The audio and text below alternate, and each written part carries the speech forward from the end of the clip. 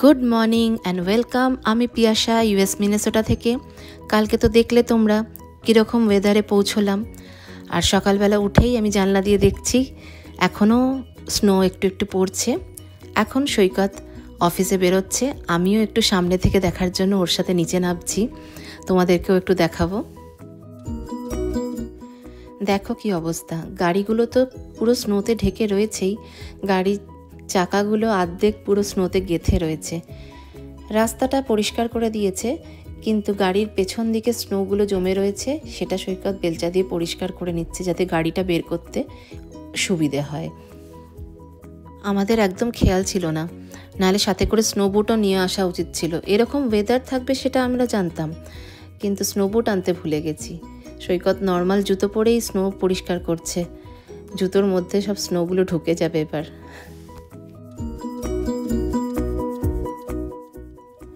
দেখেছো এখনও একটু একটু স্নো পড়ছে, তবে প্রেডিকশন বলছে দুপুরের পর থেকে রোদ উঠবে, ওয়েদারও ভালো হয়ে যাবে। দেখা যাক।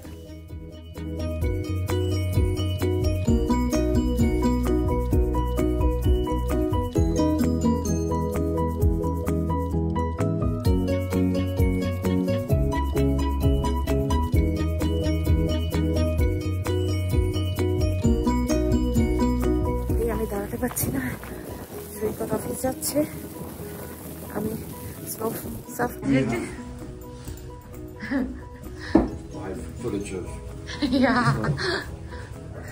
Okay bye.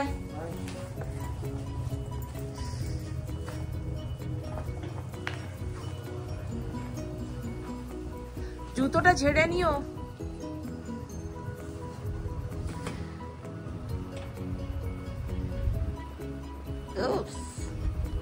স্নোবুট পরে আসা উচিত ছিল তোমার।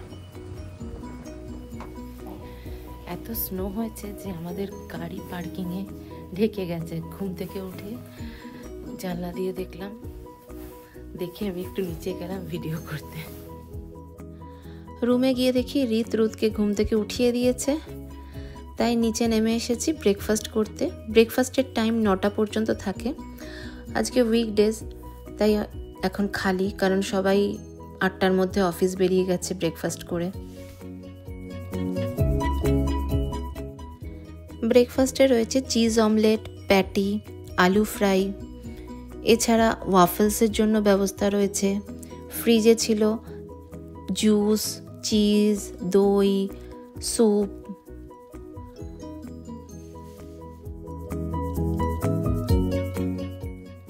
আর এদিকে রয়েছে নানা রকমের সিরিয়াল, ডিম সেদ্ধ, দুধও রয়েছে ফ্রিজে। আর ওই সাইডে আরেক সাইডে রয়েছে ব্রেড, কাপকেক, ডোনাট।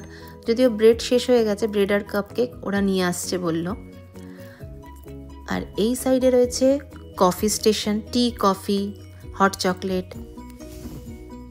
আমি এখন ওদের জন্য একটু ওয়াফেলস বানিয়ে দিচ্ছি।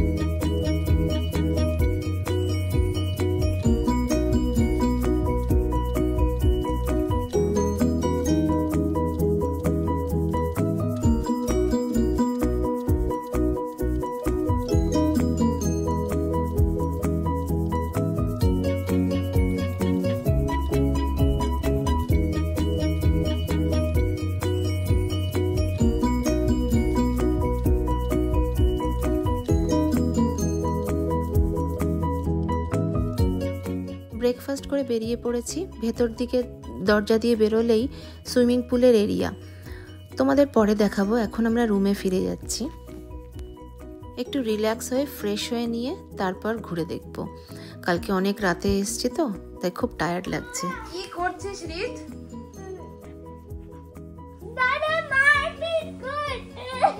দাদা আর এখানে দাঁড়িয়ে ও দাদা নাকি মারপিট করছে, ও নিজে ঢুকে রয়েছে বলে কেউ যেন দেখতে পাচ্ছে না ওকে। বদমাশি, এত বদমাশি এক্ষুনি মারপিট করছে। দাদাদের সাথে মারপিট করছে। হ্যাঁ, মারপিট করছে। মারপিট কাকে বলে দেখাবো? মারপিট কাকে বলে দেখাবো? মারপিট।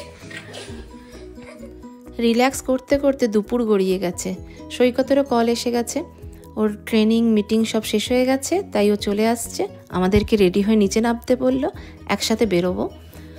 যতক্ষণ আসতে ওর টাইম লাগছে, হোটেলের পেছন দিকটা কি কি আছে সেটা তোমাদের একটু ঘুরিয়ে দেখিয়ে দিই।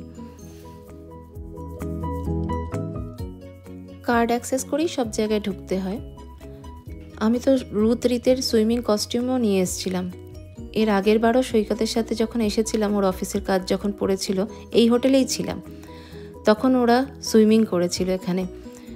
কিন্তু এবার ওদের দুজনেরই ঠান্ডা লেগেছে, আমি তাই আর পুলে নামতে দিইনি। ঘন্টার পর ঘন্টা জলের মধ্যে থাকবে, আবার ঠান্ডা লেগে আরও বাড়বে, তাই জন্য ওদের একটু মনও খারাপ।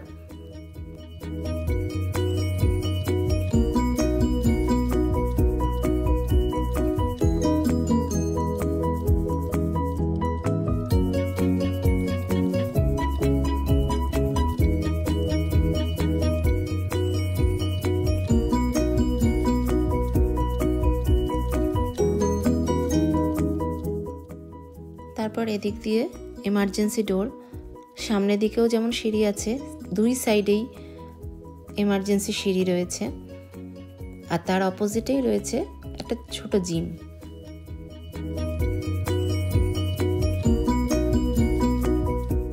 দেখো কিরকম বদমাশি করছে, বড়দের জিমে ও উঠে বসে রয়েছে, ও নাকি জিম করছে, ও বড়।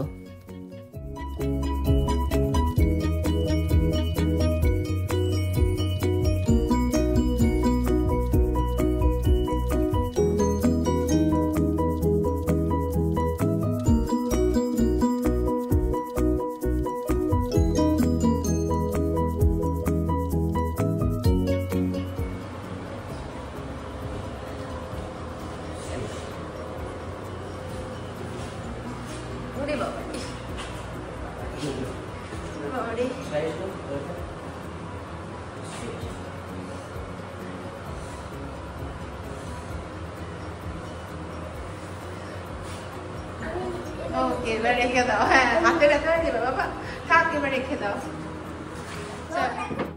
চলো, সৈকত এসে গেছে, এবার আমরাও বেরিয়ে পড়েছি। দেখো আবার সব সাদা হয়ে গেছে, কিন্তু রাস্তাগুলো দেখো কি ক্লিন লাগছে। কাল যখন আমরা রাতে ফিরছিলাম তখন রাস্তাগুলোও সাদা হয়েছিল।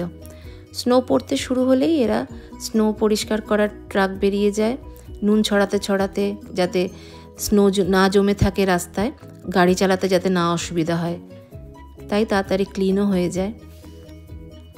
আর ওয়েদারটাও দেখো কি ভালো হয়ে গেছে।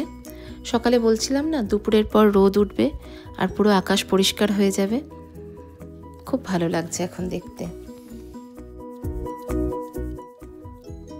আর এখন কোথায় যাওয়া হচ্ছে সেটা তো বলাই হয়নি। এখন আমরা যাচ্ছি ইন্ডিয়ান স্টোর, সেখানে কিছু গ্রসারি নেব, আর তারপর ইন্ডিয়ান রেস্টুরেন্টে গিয়ে খাওয়া দাওয়া করব। মিনিয়াপলিস আসা মানেই আমাদের শুধু ইন্ডিয়ান গ্রসারি স্টোরে ঘোরা আর ইন্ডিয়ান রেস্টুরেন্টেই খাওয়া।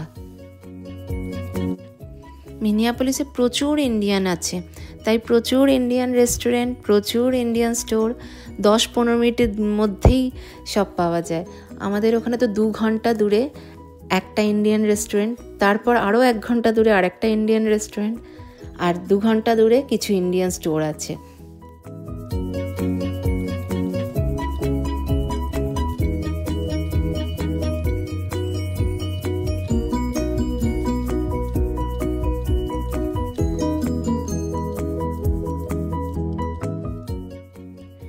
এসেই খেতে বসে গেছি। আমরা নিয়েছি মাটন থালি, রিত নিয়েছে চিকেন প্যাটিস আর চিলি চিকেন। আর এটা হচ্ছে ইন্ডিয়া বাজার। ইন্ডিয়া বাজারের এটা ফুড কোর্ট, একদিকে রয়েছে ইন্ডিয়ান গ্রসারি, সমস্ত রকম গ্রসারি, আর এক সাইডে ফুড কোর্ট। আর আমি খেয়ে দিয়ে এত খুশি হয়ে গেছি যে তারপর ভুলেই গেছি ইন্ডিয়ান গ্রসারির স্টোরের ওখানটা ভিডিও করতে। ওদিকে আকাশটা দেখো কি সুন্দর লাগছে, সন্ধে হয়ে এসছে, কি ভালো লাগছে দেখতে।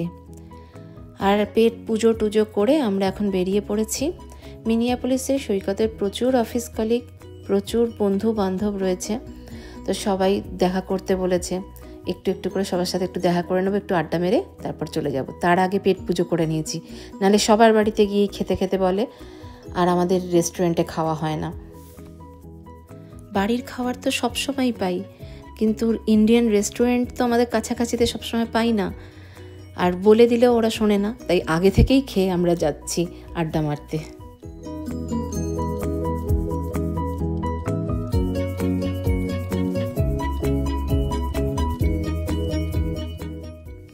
অনেকদিন বাদে সবার সাথে দেখা, তো আড্ডা মারতে মারতে অনেক রাত হয়ে গেছে।